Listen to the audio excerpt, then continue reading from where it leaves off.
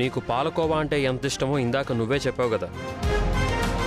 పాపం ఈ టైంలో ఒక్కదానివే వచ్చి ఇక్కడ భయపడతావని తోడుగా మేమిద్దరం వచ్చాం. నువ్వు తిను. ఓకే శౌర్య, థ్యాంక్స్.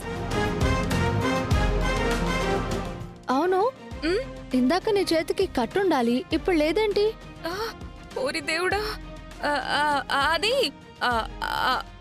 ఇప్పుడు నాకు నొప్పి తగ్గిపోయింది, అందుకే తీసేశాను.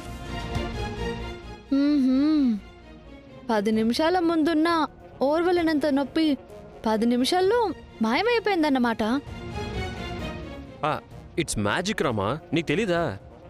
మ్యాజిక్కా? అవును, ఇందాక నీ చేతికేదో మెరుస్తూ ఉందే. ఏం మెరవట్లేదే. ఇందాక కూడా అలాగే అడిగావు నన్ను, ఎందుకు మెరుస్తుంది? ఏముంది నా చేతిలో? చూడండి, ఏమీ లేదు. సర్లే, మేము లైట్ వేసాం కదా, ఇంకా నువ్వు తినేసేయి, మేము వెళ్ళొచ్చా? హ్యాపీగా వెళ్ళి పడుకోండి, నేను ఇవన్నీ ఫినిష్ చేసి వచ్చేస్తాను. ఓయ్, తొందర ఏం లేదు, ప్రశాంతంగా తిను. థ్యాంక్స్.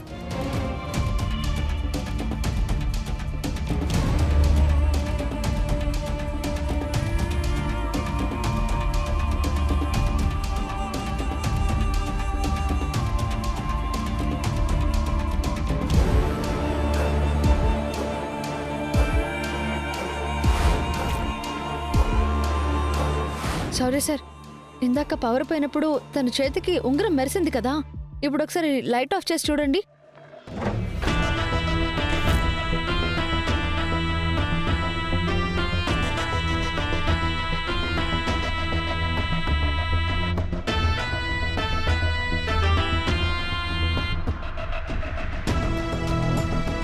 Sorry sir.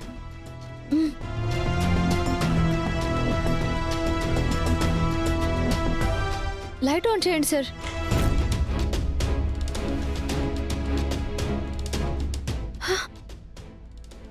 ఇదే సార్, ఇదే ఆ నిధిలో ఉన్న ఉంగరం.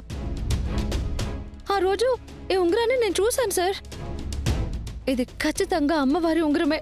అంటే ఈ ఉంగరం తన దగ్గరికి ఎలా వచ్చింది?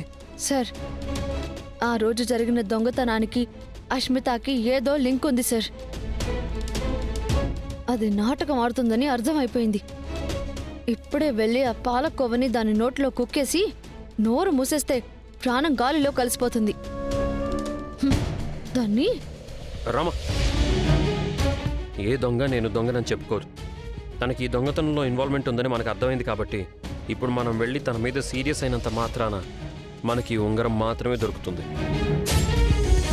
అదే తెలివిగా తనని ఫాలో అయితే అసలు ఆ నిధిని కొట్టేసింది ఎవరు, ఎక్కడుంది అని పూర్తి వివరాలు తెలుసుకోవచ్చు. వేటాడడానికి ముందు పులి కూడా ఇలాగే వేచి చూస్తుంది. నాకు కోపం చల్లారట్లేదు సార్. తప్పదు రామా, ఇప్పుడు కోపం కంటే ఓపిక చాలా ముఖ్యం. పద వెళ్దాం.